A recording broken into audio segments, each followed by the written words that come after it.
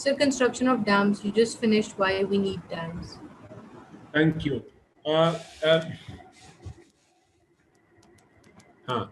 To increase hydel generation, we need dams. जी अब please मज़ीद type ना कीजिएगा. Thank you. I got it. Thank you.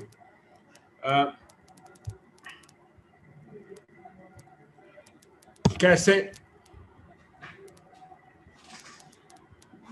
आपको पहले आपका जो एनर्जी स्ट्रक्चर है, सर्कल है, वो समझा दूं मैं. आपका जो एनर्जी सेक्टर है वो कैसे ऑपरेट करता है. सर्कुलर ग्रिड वगैरह टॉपिक में बाद में पढ़ाऊंगा आपको. सिर्फ अभी फिलहाल बिजली के कंटेक्स्ट में बड़ी बड़ी बातें बता दूं. आपकी अराउंड 65% ऑफ इलेक्ट्रिसिटी कहां से प्रोड्यूस हो रही है? थर्मल से, यानी ऑयल से, गैस से, और अब कोल से भी होने लगी है, लेकिन कम है. वो कोई 660 मेगावाट के करीब हम बिजली प्रोड्यूस कर रहे हैं कोल से, या 1000 megawatt. I am not very sure. ठीक है, लेकिन mostly it's oil and gas. और ये बता दूं कि 65% प्लस इज फ्रॉम थर्मल. ठीक. दूसरा, आपकी जो बिजली प्रोड्यूस हो रही है that is from hydel. Hydel से आप प्रोड्यूस कर रहे हैं वाटर.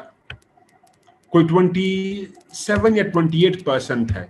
ये फिगर एग्जैक्टली कोट नहीं कर रहा हूं, तो आपने फिगर थोड़े बहुत अगर ऊपर नीचे हैं इस पे प्लीज आप लोगों ने जजमेंटल नहीं होना है. और ये इतना बड़ा इशू होता भी नहीं. हाँ, अगर मैं 20 को 2800 कर दूं या 20 को 180 कर दूं, ऐसे वो प्रॉब्लमेटिक है. ऐसा भी नहीं है. ठीक है. सो 28% प्लस माइनस आपकी बिजली जनरेट होती है फ्रॉम हाइडल. लेकिन आप ये क्यों फिगर मैं इसको इस तरह कोट कर रहा हूं? क्योंकि season wise, time wise, for example May, June, July, August, September, इन महीनों में आपका जो हाइडल जनरेशन है वो ज्यादा हो जाता है, बकिया आपका कम हो जाता है. तो मैं उस कंटेक्स्ट में ये चीजें थोड़ी सी फ्लक्चुएट कर रही हैं. और फिर कभी वाटर ज्यादा अवेलेबल है, कभी कम है, वो इसलिए फिगर थोड़े बहुत फ्लक्चुएटिंग हो जाते हैं. थर्ड, आपका जो बिजली अब आने लगा है दैट इज फ्रॉम सोलर. कम है. Quaid e Azam solar power plant for example. Wind से अब आने लगा, लेकिन वो कम है. हाँ, न्यूक्लियर से अभी काफी हो गई है. न्यूक्लियर से अब काफी हो गई है, वो पढ़ाऊंगा किसी दिन. 340 मेगावाट के 4 प्रोजेक्ट्स ऑलरेडी ऑपरेशनल है, जिसको हम कहते हैं C1, C2, C3, C4, C5 वगैरह. वो पढ़ाऊंगा किसी दिन आपको. ठीक. चश्मा 1, चश्मा 2, चश्मा 3. इशू क्या है? हमारे यहां सीरियसली एक्सपेंसिव बिजली है, एक्सपेंसिव जनरेशन है of electricity. Generation of electricity is seriously expensive.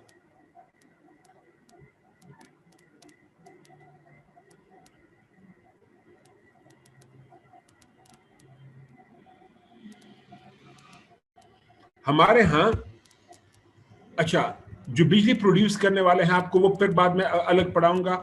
IPPs, independent power producers. दूसरा HPPs, हाइड्रो पावर प्रोड्यूसर्स. उसमें वापडा भी है और प्राइवेट सेक्टर की भी है. तो आपकी बिजली बहुत महंगी है. 23 रुपीज PKR पर यूनिट आपको पड़ता है from IPPs. Per unit cost आपको पड़ रही है. महंगी है क्यों? क्योंकि थर्मल है. क्यों? आपने महंगे एग्रीमेंट किए हुए वगैरह वगैरह.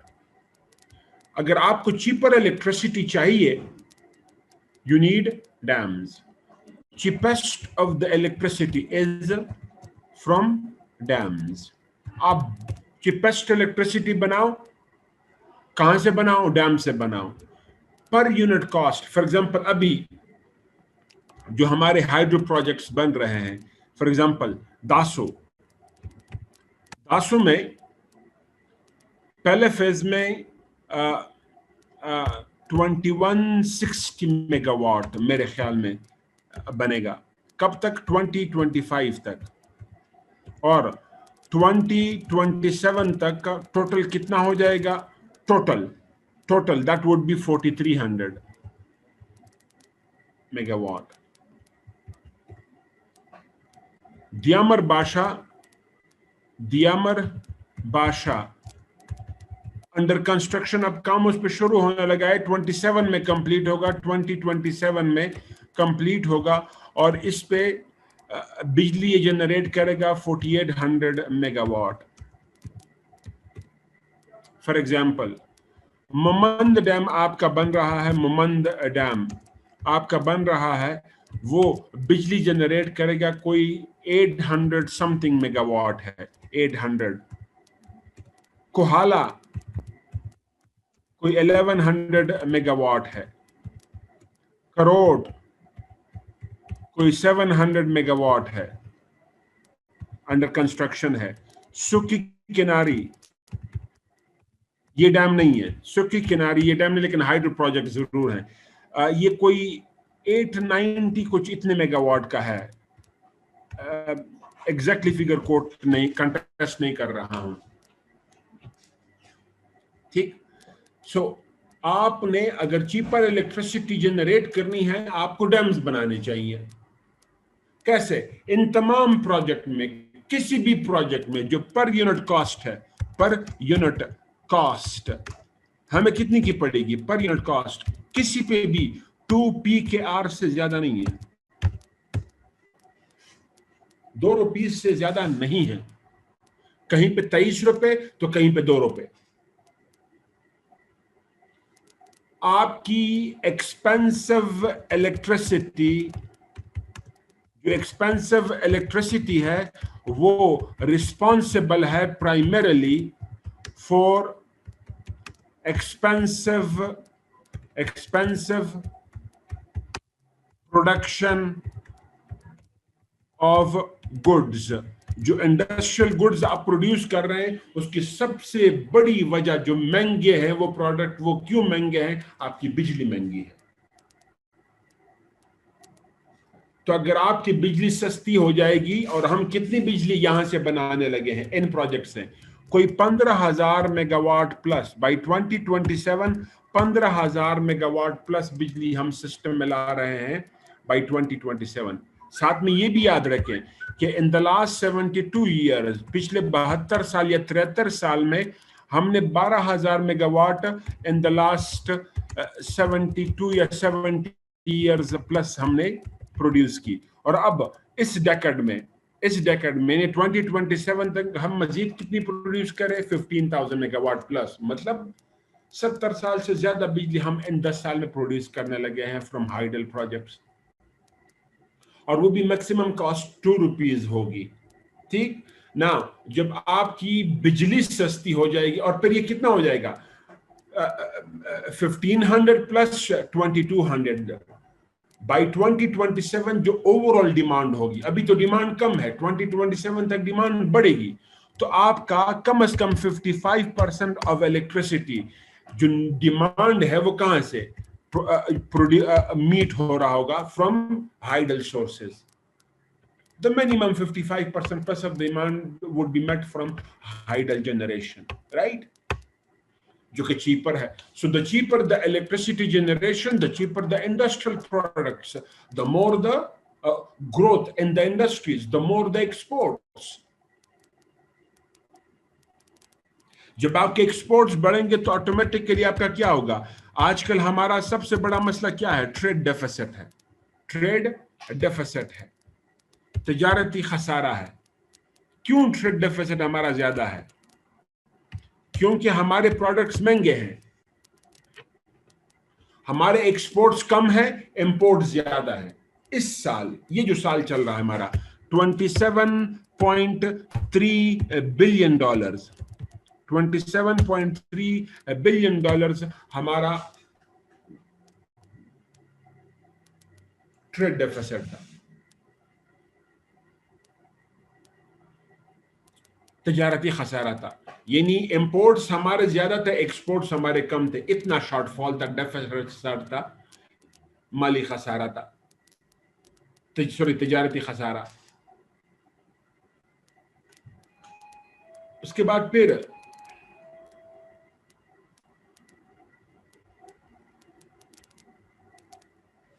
अब अगर आपके इंडस्ट्रियल प्रोडक्ट्स चीपर प्रोड्यूस होंगे तो ऑटोमेटिकली आपके एक्सपोर्ट्स बढ़ेंगे और साथ साथ में इंपोर्ट में भी कमी आएगी। हाँ, इंपोर्ट में भी कमी आएगी। इंपोर्ट में कैसे कमी आएगी? आपके यहाँ लोकल प्रोडक्शन बढ़ेगी। जब लोकल प्रोडक्शन बढ़ेगी तो यूटिलाइजेशन ऑफ लोकल प्रोडक्ट्स ज्यादा हो जाएगा। एक तो ये होगा। दूसरा, हमारा सबसे बड़ा मसला क्या है? Oil and gas import. 2018-19 में 18-19 में, क्योंकि 19-20 में तो ये कोरोना आ गया, 18-19 में हमने कितना ऑयल गैस इंपोर्ट किया था? $17.3 बिलियन। हमारा सबसे बड़ा इंपोर्टिंग प्रोडक्ट क्या है? ऑयल एंड गैस है। और वो हम क्यों इतना ज्यादा इंपोर्ट कर रहे हैं? क्योंकि हमारी बिजली मोस्टली इस पे बेस्ड है, बिजली जनरेशन। अगर आप हाइडल पे शिफ्ट करेंगे, लोकल सोर्सेज पे शिफ्ट करेंगे, सोलर पे शिफ्ट करेंगे, तो ऑटोमेटिकली आपकी import of oil and gas में कमी आएगी। कितनी कमी आएगी? अगर हम ये 15,000 मेगावाट बिजली ऐड करते हैं टू द सिस्टम, तो कम से कम $10 बिलियन, $10 बिलियन द मिनिमम कमी आ जाएगी in the import of oil and gas, the minimum.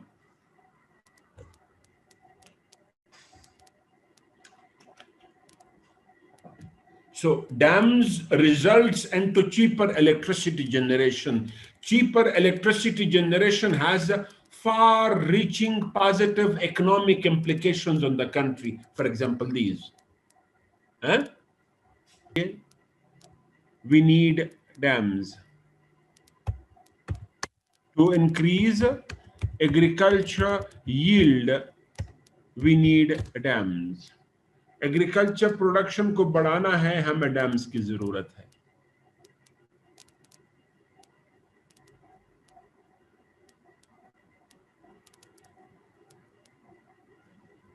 Remember, the primary purpose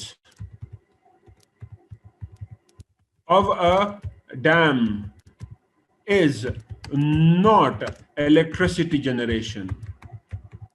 वो इलेक्ट्रिसिटी जनरेशन नहीं है।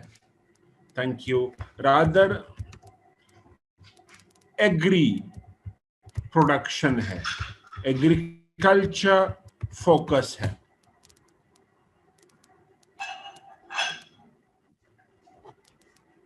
कैसे?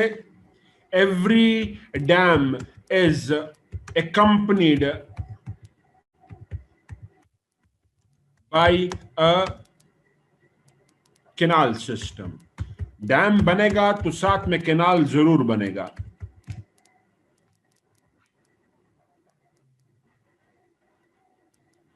आपकी नई से नई जमीन एग्रीकल्चरेट होगी। फॉर एग्जाम्पल ईजी, दियामर बादशाह हमारी 1.3 मिलियन एकड़ लैंड इरिगेट करेगा।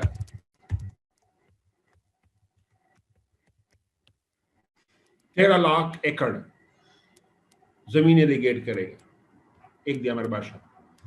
दासो I am not again very sure, कोई 3 लाख प्लस एकड़ है।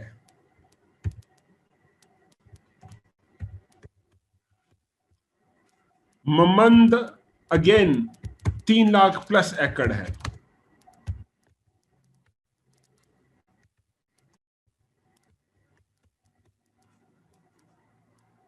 अगर हम कलाबाग बना दे, एक कलाबाग, तो हमारी एग्रीकल्चरल प्रोडक्शन एक कलाबाग की वजह से बाय मिनिमम 25% इंक्रीज कर जाएगी। The agricultural production of Pakistan would jump by minimum 25% अगर हम एक कलाबाग बना दे। तो कैसे? सदर्न पंजाब इरिगेट होगा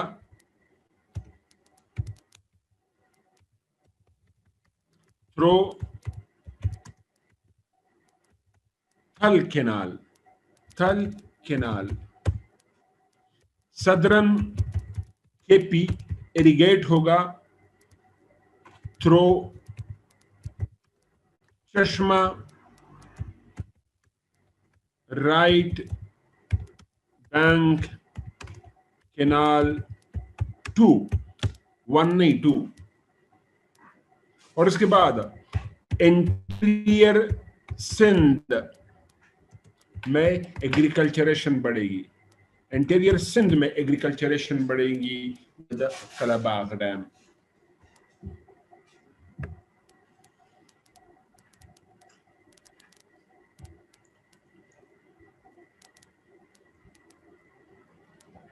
ठीक,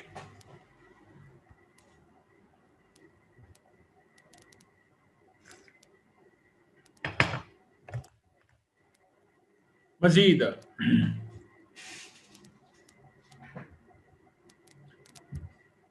हाँ, लेकिन सिर्फ हमने मेगा प्रोजेक्ट्स पे फोकस नहीं करना, मीडियम एंड स्मॉल साइज पे भी फोकस करना है, और फिर रेनफॉल को भी स्टोर करना है टू इंक्रीज एग्रीकल्चरेशन।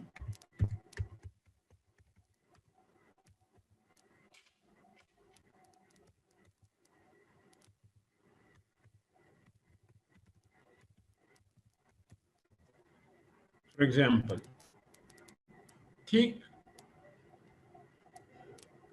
एक और चीज,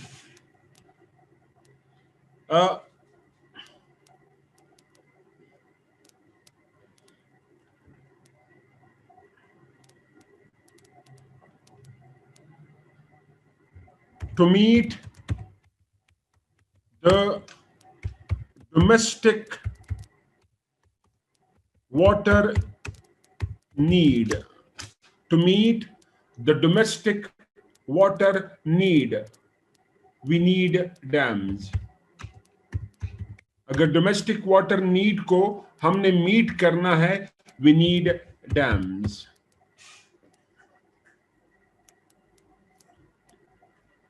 कैसे, ये एक्सप्लेन कर दूं।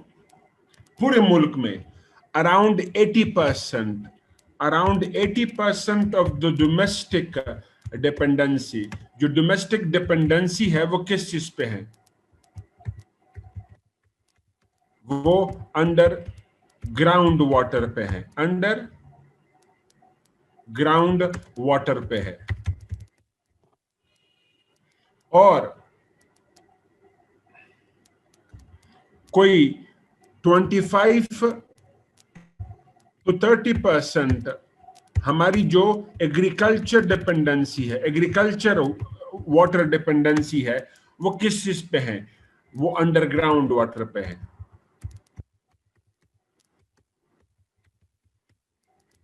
अंडरग्राउंड वाटर हम कितना कंज्यूम कर रहे हैं? तो अब क्या हो रहा है? कई सारे मसले उभर रहे हैं।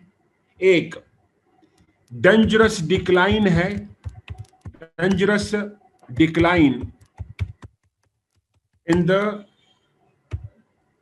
Underground water table. जो अंडरग्राउंड वाटर टेबल है, एक तो उसमें बेतहाशा कमी आ रही है। ट्यूबवेल्स, डगवेल्स, बोरिंग खुश्क हो जाते हैं। 70% प्लस इस्लामाबाद में यह मसला है, 40% प्लस कराची में यह मसला है। पटोहार बेल्ट में कई सारे रीजन में आपको यह मसला मिलेगा। थर में, थल में, चोलिस्तान में यह मसला है। अर्बन सेंटर्स लाइक कराची में ये मसला है। कराची की per day 11 million gallon per day water need है, और अवेलेबल कितना है? मैक्सिमम 7 मिलियन, और उसमें से भी तकरीबन 2 मिलियन चोरी हो जाता है। कौन चोरी करता है? Tanker mafia.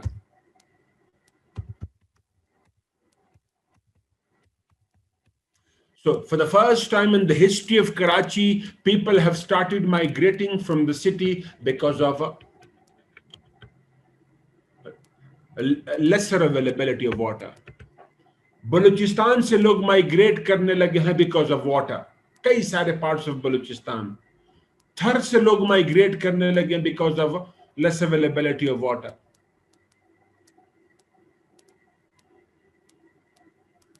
क्यों? बारिशें टाइम पे नहीं हो रही है, जो हो जाती है फ्लश आउट हो जाती है. स्टोरेज हमारे पास है नहीं. अंडरग्राउंड वाटर टेबल नीचे चला गया, तो पे एक फिनोमिनल क्राइसिस बन जाता है. तो उससे बचने का एक ही तरीका है, डैम्स बनाओ.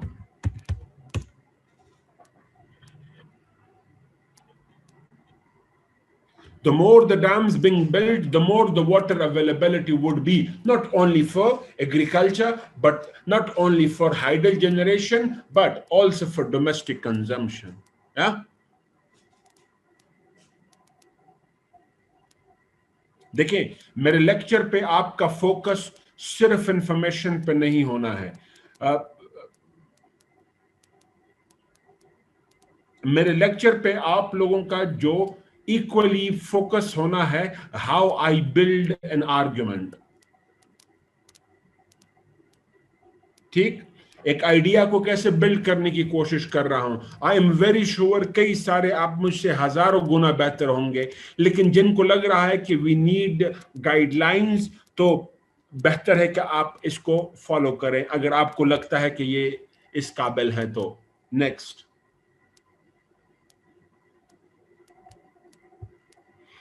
उसके बाद to reduce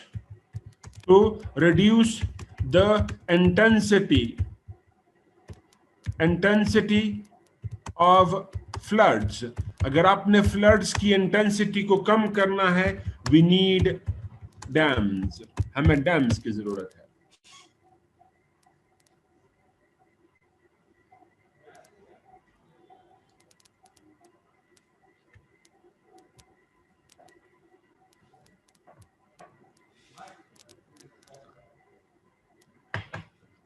flood is a global issue.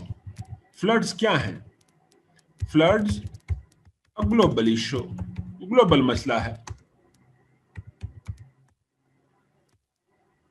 Severe problem है इन पाकिस्तान.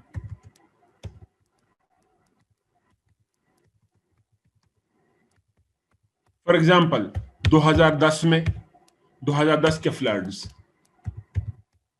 फॉर एग्जाम्पल 2020 के फ्लड्स.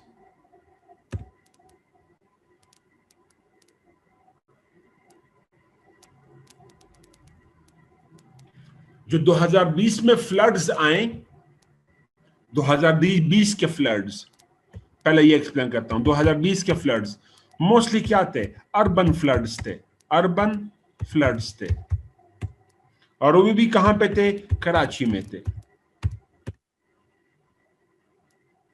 और वो क्यों आए? रीजंस. कराची में इतने सिवियर फ्लड्स क्यों आए? 93 इयर्स रिकॉर्ड टूटा है of rainfall in the city. शहर में 93 साल का रिकॉर्ड टूटा है.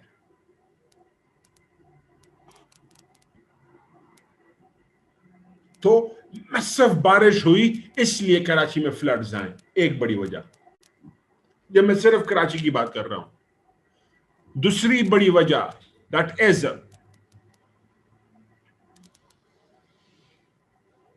The water drainage system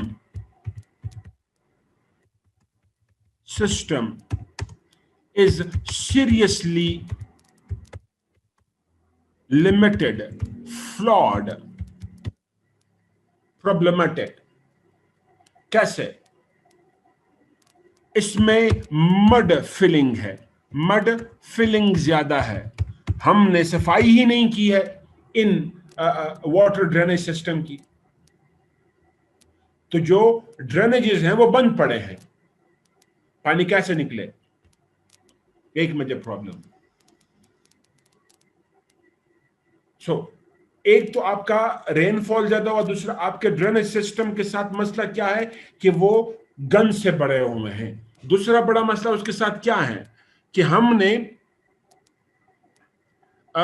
urbanisation कर दी।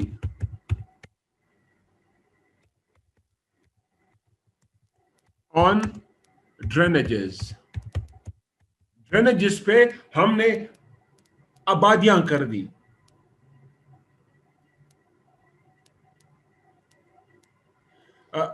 कराची में एक आप आज सब गूगल कर सकते हैं, मैं भूल गया हूं कि उसका नाम क्या है एग्जैक्टली, लेकिन उस पे तकरीबन कोई मोर देन 55,000 हाउसेस हैं, 55,000 प्लस हाउसेस हैं एक ड्रेनेज पे।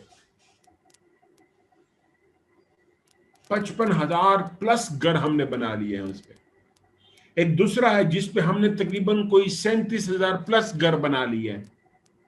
तो जो ओरिजिनल ड्रेनेज का साइज था वो हमने स्क्वीज कर दिया है, नेरो डाउन कर दिया। क्यों? लैंड माफिया ने कब्जा कर दिया। क्यों? आपकी हुकूमत लैक ऑफ द विल,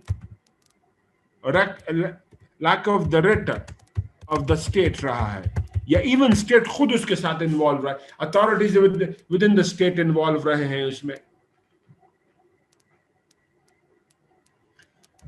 तीसरी बड़ी वजह क्या है कराची में सैलाब की? शहर जो है that is a significant portion of the city is below the sea level. एक बड़ा पोर्शन सी लेवल से नीचे है। पानी कैसे निकले?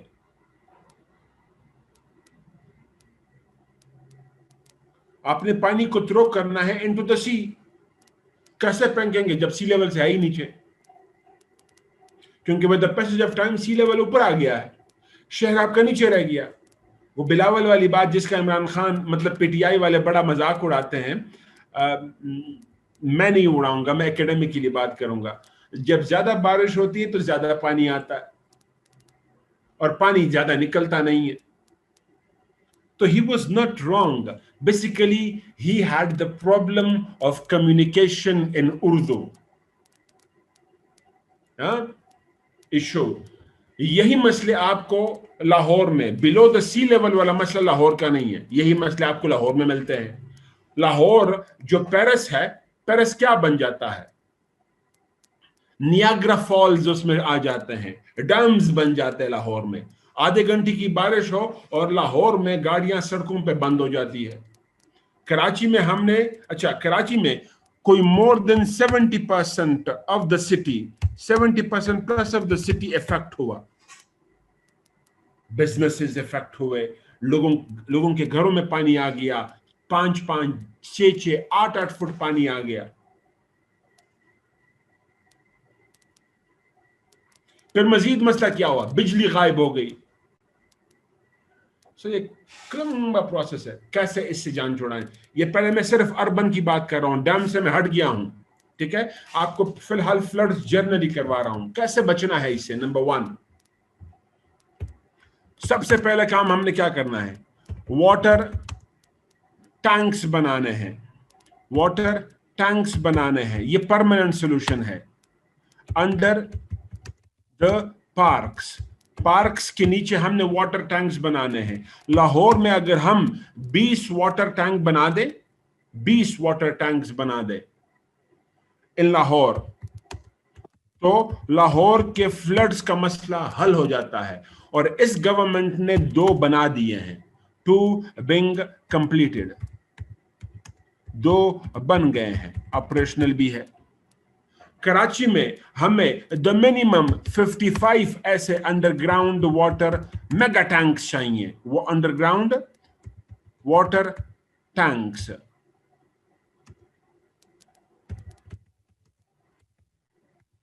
जो वाटर रेनफॉल को स्टोर करे और आप जब जरूरत हो तो उसको आप यूज करें। किस चीज में?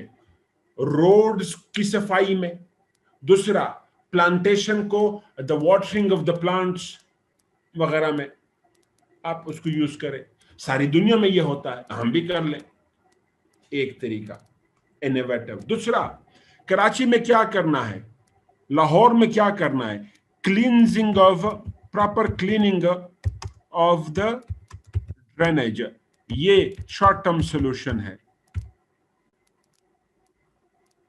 उसको सफाई करो। 2, तीसरा, जो ड्रेनेजेस हैं उसको क्या कर दो, वाइड कर दो। कैसे? जो लोगों ने कब्जा किया हुआ है, लैंड माफिया ने, चाइना कटिंग, कराची में जो लोगों ने सरकारी जमीन पे या शामिलात पे कब्जा किया, शामिलात वो जो पटवार के वो में मेंशन नहीं होती जमीन, ये मोस्टली ये शामिलात थी, ड्रेनेजेस की जमीन जितनी वो शामिलात थी, उस पर कब्जा हो गया, इसको चाइना कटिंग कहते हैं, उसको हमने डिमोलिश करना है। सुप्रीम कोर्ट के ऑर्डर्स तो कब से हैं, अब जाके कुछ ना कुछ काम उस पर शुरू हुआ है। तो Karachi that has been the life line of the country, Karachi जो इकोनॉमिक लाइफ लाइन है, कराची आपका इकोनॉमिक लाइफ लाइन है, वो हम उसे इनटेक तो कर रहे हैं, वो हमें दे तो रहा है, हम दे नहीं रहे उसे वापस, उस पर इन्वेस्ट नहीं कर रहे। पाकिस्तान के 2 बड़े इंडस्ट्रियल जोन्स हैं, सबसे बड़ा industrial city is Karachi, Karachi east, Karachi north. आपके जितने भी कमर्शियल बैंक्स के हेड ऑफिसेज हैं कराची में है, स्टेट बैंक का हेड ऑफिस कराची में है, आपका जो स्टॉक एक्सचेंज है, नेशनल स्टॉक एक्सचेंज कराची में है, आपके 3 सी पोर्ट्स कराची में है, एक लंबी लिस्ट है। आपका 80% जो डोमेस्टिक इंडस्ट्रीज हैं, छोटे यूनिट्स, वो कराची में है। तो Karachi is the economic line, life line of the country, उससे हम ले रहे हैं, दे नहीं रहे हैं। अब it's the time to invest in Karachi. लेकिन उसमें फिर एक और हर्डल क्या है कि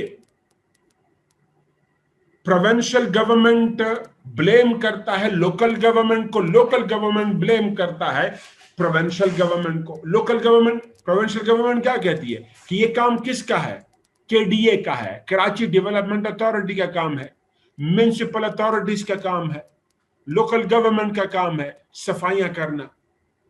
लोकल गवर्नमेंट का जो चीफ है, मेयर ऑफ कराची, वो क्या कहता है कि ये तो आप ठीक है, तो ये काम हमारा है, लेकिन फंड्स देना, फंड डिवॉल्व करना तो आपका काम है, हमारे पास फंड्स होंगे तो हम उनको साफ करेंगे। तो एक मेजर प्रॉब्लम क्या है, गवर्नेंस का है। तो जब तक हम लोकल गवर्नमेंट को एम्पावर नहीं करेंगे, ये प्रॉब्लम चलता रहेगा। वापस आ जाओ,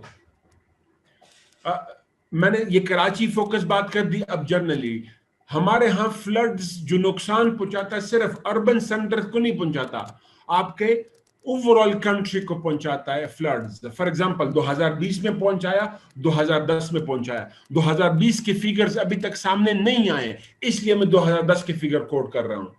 2020 की फिगर चंद महीनों में आप लोगों के सामने आ जाएंगे, 1-2 महीने में सामने आपके आ जाएंगे, तो आप वो कोट करेंगे। सबसे बड़ा नुकसान किसको होता है, एग्रीकल्चर को। दूसरा, रोड रेलवे इंफ्रास्ट्रक्चर को, जब आप देखेंगे तो इसमें देखेंगे। तीसरा, पब्लिक सेक्टर जो इंफ्रास्ट्रक्चर, पब्लिक इंफ्रास्ट्रक्चर जो है, ये आप देखेंगे। फिर प्राइवेट इंफ्रास्ट्रक्चर, लोगों के जो प्राइवेट प्रॉपर्टीज हैं,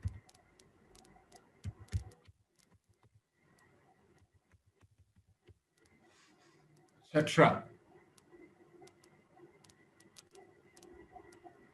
हमारे जमीनें डूब जाती हैं सैलाब में, इरिगेटेड लैंड्स, फसलें आपके तबाह हो जाती हैं, आपके रोड्स तबाह हो जाते हैं। मिसाल के तौर पे 2010 के फ्लड्स में हमारे 12,000 किलोमीटर के रोड्स डैमेज हुए, 12,000 किलोमीटर के रोड्स, 600 प्लस ब्रिजेस डैमेज हुए। फॉर एग्जाम्पल, आपका मोर देन 45% एग्रीकल्चर आपका तबाह हुआ, डैमेज्ड हुआ, वगैरह वगैरह। फ्लड्स हमारे यहां क्यों आते हैं जनरली? नंबर 1, मोर रेनफॉल, बारिश। इस साल भी बारिश की वजह से आए थे, 2020 के और 2010 के फ्लड्स दोनों बिकॉज ऑफ रेनफॉल आए थे। दूसरा, मोर मेल्टिंग ऑफ ग्लेशियर्स, ग्लेशियर्स की मेल्टिंग ज्यादा हो जाती है।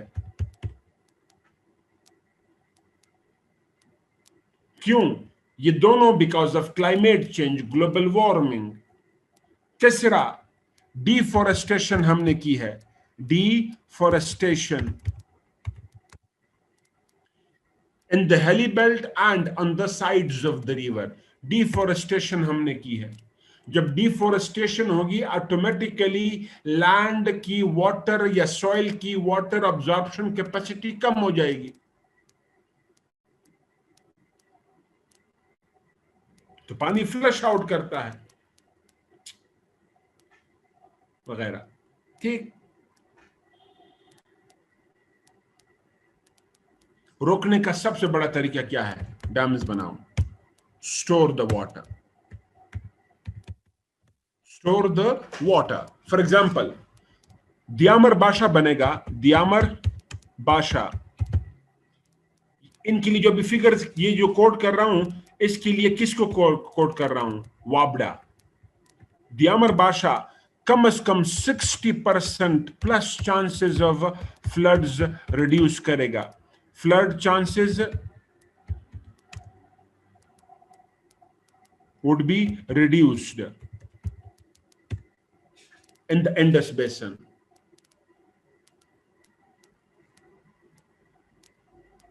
आप लोगों को सवालात लेता हूं, आपकी माइक ऑन किए जाएंगे, आप थोड़ा सा वेट कीजिएगा। इसी तरीके से मोहम्मद डैम आपका again 60% plus chances of floods reduce कर लेगा। कहां पे? रिवर सवात में।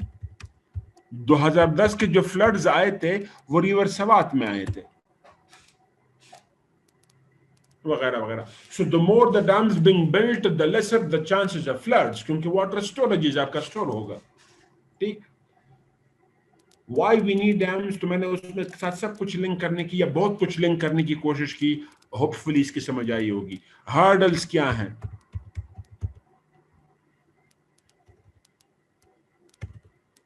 Hurdles in the construction of dams. Number 1, सबसे बड़ा, weak economy, weak economic condition. हमारी इकोनॉमिक कंडीशन पुअर रही है, वीक रही है।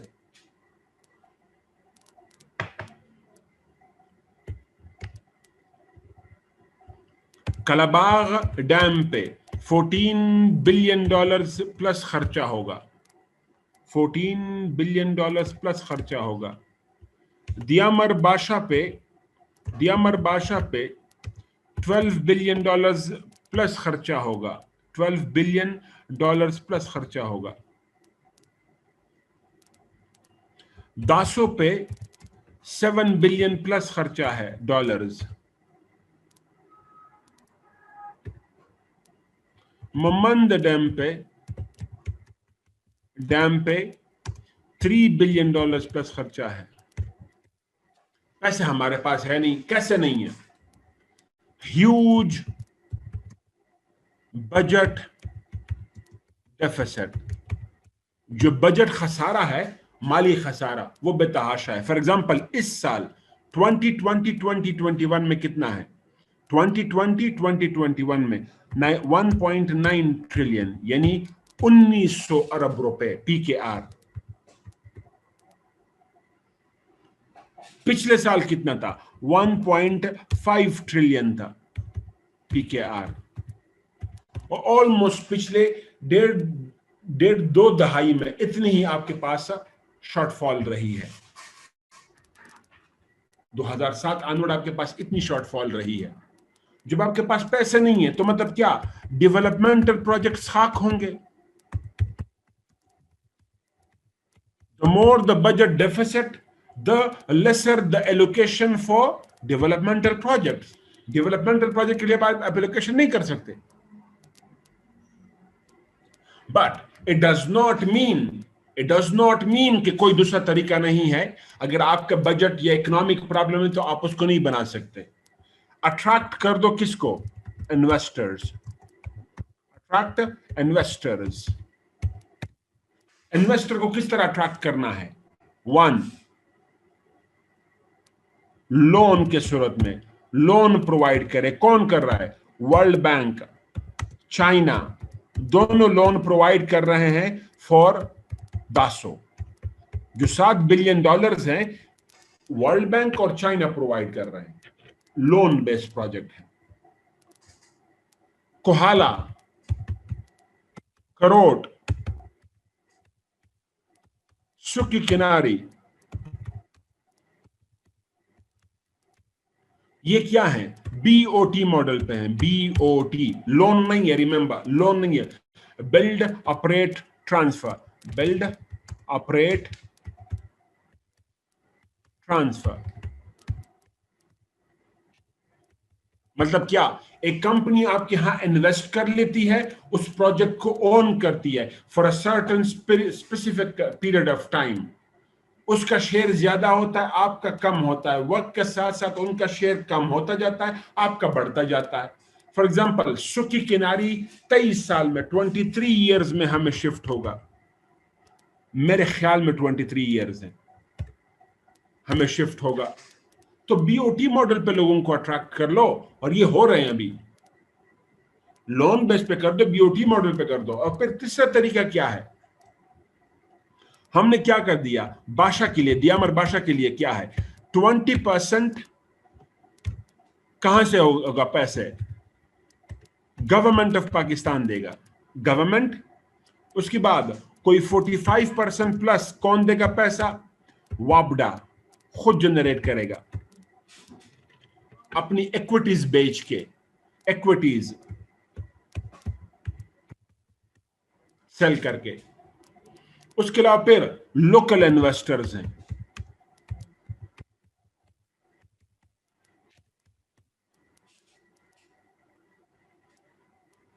इसका मतलब ये नहीं कि अगर आपके पास पैसे नहीं तो आप डैम नहीं बना सकते। बस आपको विल होना चाहिए, विल ऑफ द गवर्नमेंट, जो पास्ट में नहीं रहा है। अब नेक्स्ट पॉइंट में मूव कर रहा हूं। देखिए, आखिरी पॉइंट को मैंने ऐसे एंड किया कि नेक्स्ट पॉइंट का आपको आइडिया हो गया कि what is coming. Will of the government का इशू क्या रहा है? China in the last 30 years, पिछले 30 साल में मोर देन 3000 डैम्स बनाए, medium and mega size. India ने in the last 30 years more than 120 dams बनाए। और पाकिस्तान ने in the last 40 years not a single dam. It explicitly explains कि will of the successive governments रहा ही नहीं है। For example, दूसरा, दियामर बादशाह 4 times inaugurated 4 times।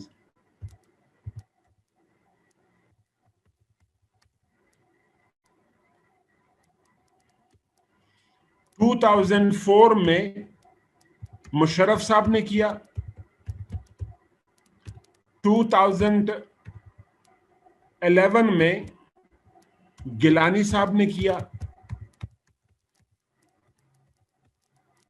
2014 में नवाज शरीफ साहब ने किया,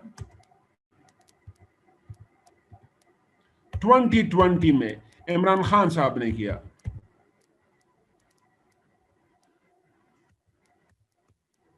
और लेकिन काम कब शुरू हुआ है? 2020 में। पहले सिर्फ इनॉग्रेशन होती रही। इस दियामर बादशाह पे कितना टाइम लगना चाहिए था? 7 to 10 years maximum. 7 to 10 years maximum लगने चाहिए थे। हम 20 साल या 15 साल या 16 साल इनॉग्रेशन खेलते रहे, काम नहीं किया। विल ऑफ द स्टेट, और कई तरीके से आप एक्सप्लेन कर सकते हैं विल ऑफ द स्टेट। ठीक। सो सबसे इंपॉर्टेंट क्या है? विल है। जब अब विल आ गई है तो 3 मेगा डैम्स, 3 मेगा डैम्स आपके शुरू हो गए हैं। कौन कौन से? बाशा, ममंद,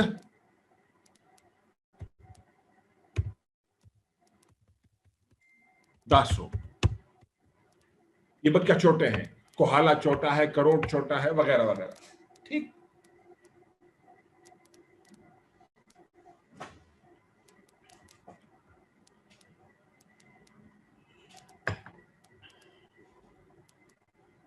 नेक्स्ट इशू क्या रहा है?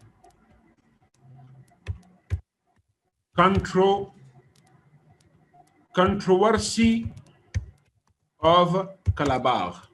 कलाबाग की कंट्रोवर्सी। सिंध, केपी दोनों अपोज करते हैं द कंस्ट्रक्शन ऑफ कलाबाग। वो कलाबाग की कंस्ट्रक्शन को अपोज करते हैं। क्यों? फर्स्ट, सिंध क्या कह रहा है? It has not been receiving its due share from, और वो ड्यू शेयर कितना है? 10% है। 10% फ्रॉम जहलम एंड चनाब। जहलम चनाब से जो 10% शेयर है ऑफ सिंध, वो उसको नहीं मिलता रहा है, जो एज पर इरसा एग्रीमेंट था। As per इरसा agreement 1991। इरसा एग्रीमेंट 1991 के तहत 10% पानी जहलम चनाब किसका है? सिंध का है। 90% पंजाब का है। सिंध को वो 10% पानी नहीं मिल रहा। और ये बात सुप्रीम कोर्ट ऑफ पाकिस्तान में federal secretary for water and power ने एंडोर्स की है कि हां ऐसा है। चेयरमैन वाबदा ने भी ऑलमोस्ट यही कहा है।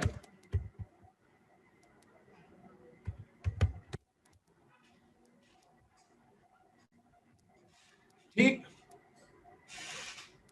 और उस पे फिर पंजाब का रिप्लाई क्या है?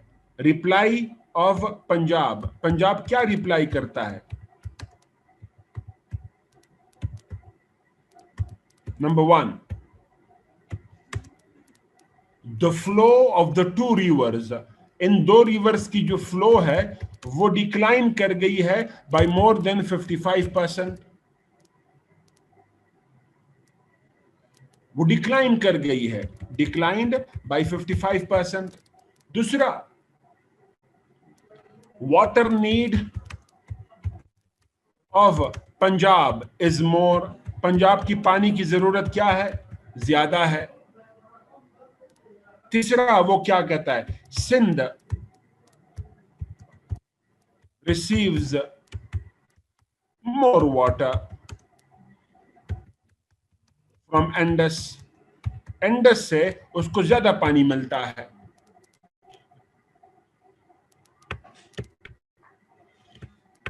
उसके बाद सिंध, दूसरा पॉइंट क्या है सिंध का? कि इफ कलाबाग, अगर कलाबाग बन जाता है, वो क्या होगा? इफ कलाबाग इज बिल्ट, अगर कलाबाग बन गया तो फिर क्या होगा? Punjab would control, Punjab control करेगा the headworks. हेडवर्क्स किसके कंट्रोल में होंगे? प्रैक्टिकली वैसे तो वापडा के पास होंगे, लेकिन प्रैक्टिकली कौन कंट्रोल करेगा? पंजाब करेगा। और वो पानी रिलीज करेगा इनटू थल कैनाल, मोर थल कैनाल, हमें एक्सप्लॉइट करेगा। जिस तरीके से मंगला डैम में, मंगला डैम के केस में वो पानी रिलीज नहीं करता, it does not release water from Mangla, इसी तरीके से हमारे साथ यहां पे करेगा। तो मरसों मरसों सिंध ना डेसों, सिंध का स्टांस। और सिंध कहता है कि हमारी जो मेजॉरिटी यानी 90% जो डिपेंडेंसी है वो किस पे है? वो इंडस पे है, तो नहीं देंगे कलाबाग। केपी क्या कह रहा है? द नेगेटिव इम्प्लीकेशंस, जो नेगेटिव इम्प्लीकेशंस हैं ऑफ कलाबाग, कलाबाग के नेगेटिव इम्प्लीकेशंस किस पे होंगे? वुड बी ऑन केपी, वो केपी पे होंगे। For example, water level would dangerously rise, वो डेंजरसली राइज करेगा। उससे क्या होगी? द एग्रीकल्चरल लैंड, जो एग्री लैंड है वो क्या हो जाएगी? डैमेज होगी। पानी का लेवल रेस करता है तो एग्रीकल्चरल कैपेसिटी ऑफ लैंड कम हो जाती है। ठीक। मजीद वहां के नेशनलिस्ट सेंटिमेंट क्या है? नेशनलिस्ट सेंटिमेंट वो क्या कह रहा है कि नौशेरा वुड ड्राउन, नौशेरा डूब जाएगा।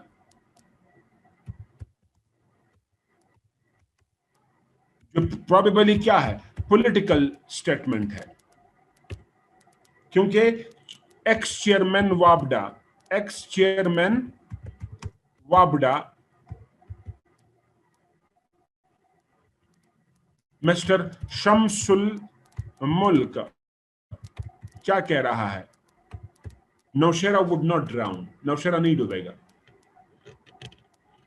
मजीद केपी क्या कह रहा है कि 65% plus of the territory, 65% of the dam area, जो डैम का एरिया है वो किस में है?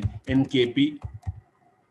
35% पंजाब में है, लेकिन royalty would go to Punjab, royalty Punjab को मिलेगी। नहीं बनने देंगे।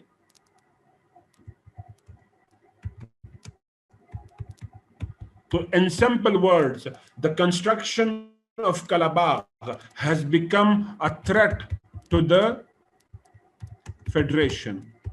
Federation के लिए खतरा बन गया है। 2004 में मुशर्रफ अपॉइंटेड कमीशन, जो मुशर्रफ की अपॉइंटेड कमीशन थी, उसने रिकमेंडेशन दी। और रिकमेंडेशन क्या थी? The construction of Kalabagh must be delayed, Kalabagh की कंस्ट्रक्शन को डिले किया जाए। पहले बक्या डैम्स बनाए जाएं और फिर इन द मीन वाइल क्या हो? कंसेंसस बिल्ड किया जाए, कंसेंसस बिल्डिंग हो फॉर कलाबाग।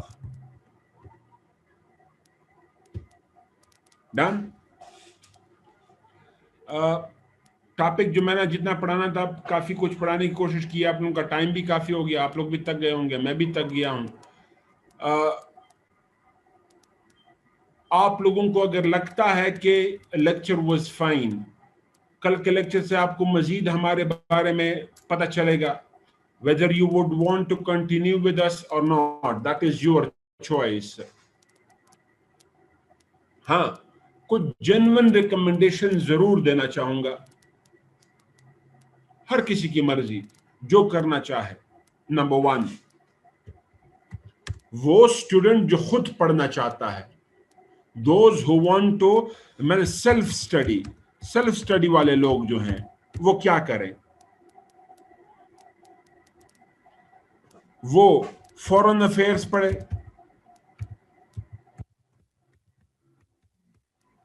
वॉल स्ट्रीट जर्नल पढ़े, द इकोनॉमिस्ट पढ़े,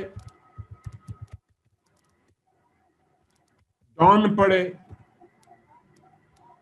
पाकिस्तान का एक रिसर्च इंस्टीट्यूट है इप्री पढ़े, ISS पढ़े, इंस्टीट्यूट ऑफ स्ट्रेटेजिक स्टडीज, बहुत कुछ आपको मिलेगा। लेकिन इसके साथ 2-3 बड़े प्रॉब्लम्स हैं। नंबर 1, क्या आपके पास इतना टाइम है पढ़ने के लिए? नंबर 2, क्या आप इतने पढ़ाकू हैं? 2, तीसरा और सबसे बड़ा मसला, आपको एक साथ डेटा नहीं मिलेगा, इन वन गो आपको डेटा नहीं मिलेगा। कब कौन सा आर्टिकल आता है, you know, never know, limitation, but these are good sources, I tell you. 1, दूसरा, अगर आपसे ये नहीं होता तो फिर एक मेरा फेसबुक ग्रुप है, उस पर खुद को ऐड कर दो, फेसबुक ग्रुप पे, रिमेंबर, बाकी नहीं, फेसबुक ग्रुप पे ऐड कर दो, फॉलो कर दो, आपकी अपनी मर्जी। इस पे बेतहाशा डेटा है, आप तक जाएंगे डेटा खत्म नहीं होगा, और वो डेटा है जो मैंने पढ़ा है, जो मतलब रिकमेंडेड है। लेकिन अगेन इसके साथ प्रॉब्लम क्या है? डेटा बेतहाशा है, डेटा बेतहाशा है। क्या आप इतना पढ़ पाएंगे? I don't know. क्या आपके पास इतना टाइम है? क्या आप इतने पढ़ाकू हैं? मुझे नहीं पता, आप खुद पता है आपको। रिकमेंडेशंस हैं आपकी, बाकी मर्जी अपनी है। तीसरा, अगर आपसे ये नहीं होता, CSS रिलेटेड मटेरियल आपको अवेलेबल है इन मार्केट में, CSS रिलेटेड मटेरियल काफी अवेलेबल है। पक्के मटेरियल पे कमेंट करने का मुझे किसी ने हक नहीं दिया, और न हमारा इदारा किसी और पे कमेंट करेगा। बुराई तो कम से कम हम किसी के नहीं करने वाले, इंशाल्लाह। अच्छाई की बात करना चाहूंगा, लेकिन अगर मुझे पता हो तो करना चाहूंगा, क्योंकि मैंने इनके सोर्सेज को, मार्केट में जो अवेलेबल सोर्सेज हैं, मैंने फॉलो नहीं किए हैं। क्यों नहीं किए हैं? क्योंकि मैं अच्छे सोर्सेज को फॉलो करने की कोशिश करता हूं। मोस्टली आई पे, जितने भी सोर्सेज हैं वो मेरे पेड सोर्सेज हैं। मैं इवन जो आपको लिखवाए हैं उनमें से कई को मैं फॉलो नहीं करता, सिवाय एक के, राधा WSJ के अलावा मैं किसी को फॉलो ही नहीं करता। तो मैं जब इतने बड़े बड़े सोर्सेज को फॉलो नहीं करता, लोकल सोर्सेज को खाक फॉलो करूंगा तो मुझे नहीं पता। I have to be very honest. Market में जो सोर्सेज हैं, आप किसी से भी पूछ लें कि कौन सा सोर्स अच्छा है, आपको वो बताते रहेंगे। हाँ, मार्केट में मेरी भी एक किताब है, मेरा भी एक मैगजीन है, magazine and a book of mine. आप महमूदा वगैरह से वो पूछ सकते हैं, आपको वो भी वो देख सकते हैं। एक रिकमेंडेशन, अगर आपको ये बाइस ना लगे तो,